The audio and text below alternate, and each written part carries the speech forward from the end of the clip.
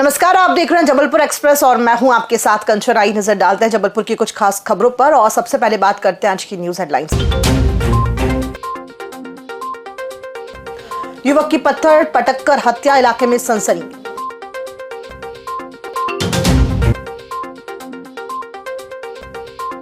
Revolver से चली गोली, युवक घायल।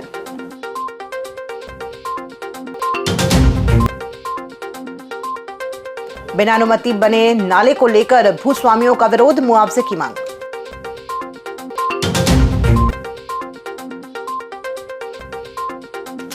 राजस्व बढ़ाने की तैयारी, बिना सर्विस संपत्तियों की होगी जांच।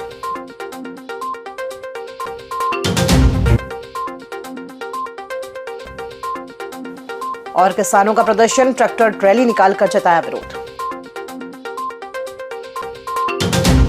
आइए अब बढ़ते हैं खबरों की ओर। जबलपुर के गोहलपुर थाना क्षेत्र में एक युवक की दर्दनाक हत्या का मामला सामने आया है। मेट्रो अस्पताल के पास रेन बसेरा के सामने युवक पर पत्थर पटककर हमला किया गया। हमले में युवक की मौके पर ही मौत हो गई, जिससे क्षेत्र में हड़कंप मच गया। मृतक की पहचान आकाश अहिरवार, उम्र करीब 25 वर्ष के रूप में हुई है। पुलिस मौके पर पहुंचकर मामले की जांच में जुटी हुई है। आकाश और फक्कू, जिसकी उम्र लगभग 25-30 वर्ष रही हो, वो जो कि खिन्नी मोहल्ला थाना कोतवाली क्षेत्र का रहने वाला है, उसका शव रेन बसेरा के सामने रोड के किनारे पड़ा मिला। सिर पर चोट के निशान है, एक पत्थर भी पड़ा हुआ है। मामले को दर्ज करके जांच में लिया जा रहा है। मृतक के शव को पीएम के लिए भेजा जा रहा है। बाद जानकारी की अग्रिम कार्रवाई की जाएगी। परिजनों का ऐसा कहना है कि वहीं पर दमोनाका चौराहे के आसपास से 2-3 लोगों के साथ वो इस तरफ आया था। संभावित तौर पर घटना कर सकते हैं, ऐसा संदेह व्यक्त कर रहे हैं। उनके संबंध में पताराशी की जा रही, टीम लगाई गई, जानकारी मिलते ही अग्रिम कार्रवाई की जाएगी। घटना ये है कि इतनी समय अपराधियों के हौसले जो बुलंद हैं, आप देख रहे हैं पूरे शहर में लगातार हत्याएं, बमबाजी हो रही है। कहीं ना कहीं इसका जवाबदार प्रशासन है। दिन दहाड़े 5:30 बजे माताराम बता रहे हैं कि 5:30 बजे उसको खिन्नी मोहल्ले से घसीट के लाया गया, फिर उसकी छेती बस स्टैंड में पटक के हत्या की गई। फिर माताराम पीछे पीछे दौड़ के गई, जो माताराम ने बताया। तो वो अपराधियों के इतने हौसले बुलंद है, मेरे को लग रहा है कि पुलिस का खौफ ही नहीं रह गया प्रशासन का। हमारे लड़का को तैसे लेके आए ब्रिज के नीचे से, वहाँ भी कम से कम 2 लड़का 3 रहे जो मारू है, घसीट के लाए लड़का का। उनको नाम नहीं मालूम हमें। जी सुबह 5:30 बजे। जबलपुर के हनुमानताल थाना अंतर्गत मोरिया क्षेत्र में सुबह एक हादसा हो गया। मोहसिन नामक व्यक्ति कमर में रिवॉल्वर रखे हुए था। पेशाब के लिए बैठते समय अचानक रिवॉल्वर से गोली चल गई। घटना में मोहसिन घायल हो गया, जिसे विक्टोरिया अस्पताल लाया गया। प्राथमिक उपचार के बाद हालत को देखते हुए उसे मेडिकल रेफर किया गया।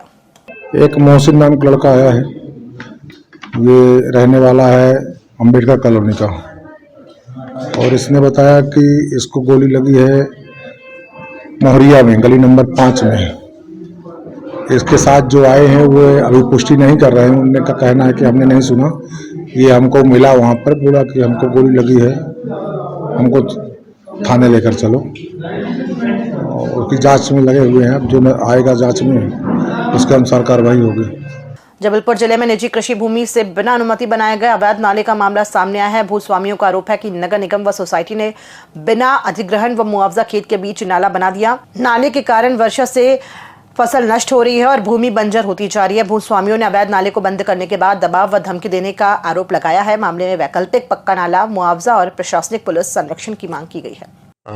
ग्राम बदनपुर सैनिक सोसाइटी के आसपास है शारदा मंदिर जो है, वहाँ पे क्या हुआ है कि सैनिक गृह निर्माण समिति ने जब अपनी प्लानिंग करी और सोसाइटी बनाई थी, तब पूरी तरीके से उन्होंने नाले की और पानी की निकासी की कोई भी उन्होंने साथ में प्लानिंग नहीं करी, और सारे जो है घर वहाँ पे बन गए। उसके बाद क्या हुआ कि आगे का भी जो लैंड है वो हमारा ही है प्रॉपर्टी, तो उसमें नगर निगम के द्वारा, क्योंकि अब वहाँ नगर निगम का एरिया पड़ता है सैनिक सोसाइटी वाला, वहाँ पे और भी कई कॉलोनी बनी है। तो फिर उसके बाद नगर निगम ने वहाँ पे हमारी ज़मीन से, जो कृषि की भूमि थी जहाँ हम धान लगाते हैं, हम लोग किसान फैमिली से हैं, तो वहाँ पे बीचों बीच है ना करीब 12 से 15 फीट का बहुत चौड़ा नाला, कच्चा नाला मिट्टी खोद के, पूरा गंदा पानी सोसाइटी का हमारे खेतों के बीच से निकल रहा है। हमें इसलिए नहीं मालूम चला कि पिछले कोरोना के टाइम पे 2020-2021 के बीच में नाला खोदा गया था। उस समय हम लोग सभी लोग घर पे रहते थे और काफ़ी लोग, सब लोग अपना रोजी रोटी कमाने में लगे रहते, तो हम उस तरफ कभी जा नहीं पाते ज़्यादा। तो जब हमने वो नाला देखा और हमने देखा कि पूरा गंदा पानी जो है हमारी ज़मीन से गुजर रहा है और खेती की ज़मीन से हम उसमें खेती भी नहीं कर पा रहे क्योंकि अब वो इतना गंदा पानी है कि वहाँ पे क्या खेती करेंगे, तो परेशानी हो रही है। और ये पूरा पानी जो है ना, दूसरा कारण ये है कि संग्राम सागर जो है पुरातन जो पुरानी धरोहर है के टाइम का और जो रानी दुर्गावती के टाइम का, ये पूरा गंदा पानी जाके उस तालाब में मिल रहा है। ये हमारे पास कल जन सुनवाई में वहाँ के स्थानीय लोग आए थे कि एक नाला जो है वो पर्सनल जमीन से निकल रहा है और भूमि स्वामी ने उसको बंद कर दिया है, तो वहाँ पानी अवरुद्ध हो रहा है। इसके लिए जो संबंधित एसडीएम है, आधारताल एसडीएम, उनको बता दिया गया है। उन्होंने अपनी एक टीम डिप्लॉय कर दी और उसका पूरा सीमांकन करा रहे हैं और जो भी वैधानिक प्रक्रिया होगी उसको अपनाते हुए हम लोग उसका निराकरण कराएंगे। जबलपुर नगर निगम के राजस्व विभाग की आज अहम बैठक आयोजित की गई। जानकारी देते हुए निगम कमिश्नर ने बताया कि बैठक में बिना सर्वे की गई संपत्तियों का सर्वे जल्द पूरा करने के निर्देश दिए गए हैं। आवासीय अनुमति लेकर व्यावसायिक उपयोग करने वाली संपत्तियों की भी जांच की जाएगी। उन्होंने बताया कि इस कार्य के लिए अलग अलग टीमें गठित की गई हैं। सभी टीमें संभागीय अधिकारियों के नेतृत्व में सर्वे का कार्य करेंगी। ये आज राजस्व को विभाग की पूरी बैठक थी और उस बैठक में हम लोगों ने ये सभी को निर्देशित किया है कि जो अनसर्वेड प्रॉपर्टी है उनका सर्वे किया जाए। साथ ही साथ जिनका लैंड यूज चेंज हो गया है, जैसे रेसिडेंशियल पे परमिशन है लेकिन अगर उसको कमर्शियल कर लिया है तो उनको भी किया जाए। तो इसके लिए हमने पूरे दल बना दिए हैं, सभी संभागीय अधिकारियों के नेतृत्व में उसका काम करा रहे हैं।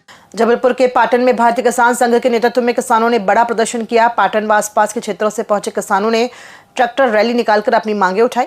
किसानों का आरोप है कि समय पर यूरिया खाद नहीं मिल रही है और बिजली रात में दी जा रही है। प्रदर्शन के दौरान स्थिति को देखते हुए प्रशासन ने भारी पुलिस बल तैनात किया। पाटन एसडीएम ने कहा कि किसानों की मांगे वरिष्ठ अधिकारियों तक भेजी जाएंगी। शासन ने जो किसानों पे अत्याचार किया है, शासन ने जो वादा खिलाफी किसानों के साथ की है, उस विरोध में आज मध्य प्रदेश शासन के खिलाफ आज जबलपुर जिले का किसान सड़कों पर उतरा है। इसमें बहुत भारी संख्या में पूरे जिले से किसान संगठन के लोग और साधारण किसान यहाँ पे अपने अपने ट्रैक्टरों में, अपनी मोटरसाइकिल में जैसे साधन है उस साधन से यहाँ शासन प्रशासन के जिम्मेदार अधिकारियों से बात करने के लिए आए हैं। क्योंकि पिछली रैली में जब पनागर में हमने रैली की थी तब शासन के वरिष्ठ अधिकारी ने हमसे ये वादा किया था कि किसानों पे कोई एफआईआर नहीं की जाएगी। उसके बाद भी जिले के 167 किसानों को नोटिस देके और अर्थदंड लगाया गया। पराली जलाने पे शासन द्वारा ये घोषणा की जाती है कि दिन में किसानों को बिजली दी जाएगी सिंचाई के लिए, लेकिन रात में अभी भी 2 बजे किसानों को सिंचाई के लिए बिजली दी जाती है।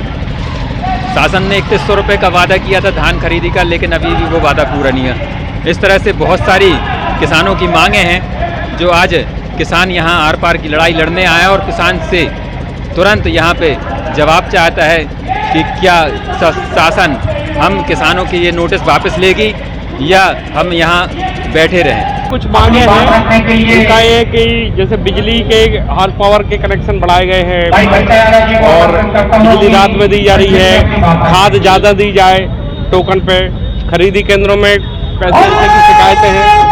सारे बिजलियों को लेकर के ज्ञापन है, वो जो ज्ञापन देंगे और यथोचित उस पर जो कार्रवाई हम लोग किस तरह हो पाएगी हम लोग करेंगे और बाकी जो शासन के विषय है तो शासन तक उनके ज्ञापन के माध्यम से भेजे जाएंगे। बाम सेफ और भारत मुक्ति मोर्चा ने राष्ट्रीय अधिवेशन की अनुमति रद्द किए जाने के विरोध में ज्ञापन सौंपा है। संगठनों का आरोप है कि यह निर्णय षड्यंत्र पूर्वक लिया गया और लोकतांत्रिक अधिकारों का हनन है। यह अधिवेशन ओबीसी की जाति आधारित जनगणना के समर्थन में आयोजित किया जाना था। संगठनों का कहना है कि सभी कानूनी प्रक्रियाएं और प्रशासनिक अनुमतियां पहले ही पूरी कर ली गई थी।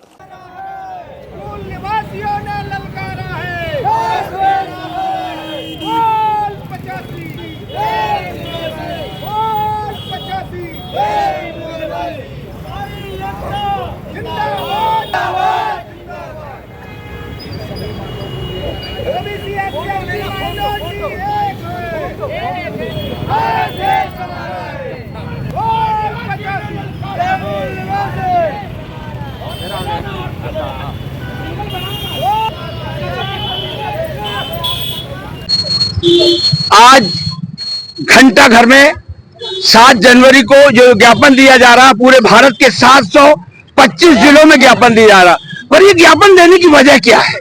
वजह यह है कि 42 साल से लगातार हमारा राष्ट्रीय सम्मेलन भारत के हर जिले में होता था, पर इस बार कटक में भारत मुक्ति मोर्चा बामसेब का राष्ट्रीय अधिवेशन जिसकी तैयारी 2 महीने पहले की गई थी, जिसकी अनुमति मिली, जिसमें पूरे भारत के 1 लाख से ज्यादा लोग रिजर्वेशन करा के गाड़ियों से, बस से कटक में उपस्थित हो रहे थे, उसको आरएसएस बीजेपी की सरकार ने रद्द किया।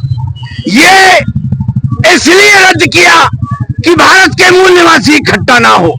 आज भारत मुक्ति मोर्चा, राष्ट्रीय पिछड़ा वर्ग मोर्चा और बामसेब की अपसूट बेंच द्वारा महामहिम के नाम जो ज्ञापन दिया जा रहा है, उस ज्ञापन में हमारी जो मांग है 26 तारीख से 30 दिसंबर को 2025 को जो बामसेब का राष्ट्रीय अधिवेशन 42 सालों से लगातार कंटिन्यू हो रहा है, इसमें भारत देश के सभी SC, ST, OBC माइनॉरिटी के लोग एक जगह इकट्ठा होके अपने मौलिक अधिकारों की जो चर्चाएं करते हैं, उस चर्चाओं को रद्द करने के लिए आरएसएस बीजेपी के लोगों ने षड्यंत्र पूर्वक वहां पे ऐसा माहौल बनाया गया ताकि वो परमिशन को रद्द किया जाए। हमारा 95% जो वहां का कार्यक्रम सक्सेस हो गया रहा, मगर उसको विफल करने के लिए इन लोगों ने षड्यंत्र पूर्वक काम किया और न्यायालय से स्टे ऑर्डर लेके हमारे कार्यक्रम को रद्द किया गया है। कार्यक्रम को रद्द करने के बाद माननीय बावन मेश्राम साहब के द्वारा 4 चरणों में आंदोलन की घोषणा की है। पहला चरण हमारा ज्ञापन हो रहा है, दूसरा चरण अभी 15 तारीख को होगा धरना प्रदर्शन, तीसरा चरण में हमारे रैली प्रदर्शन होगा और चौथे चरण में हम लोग 22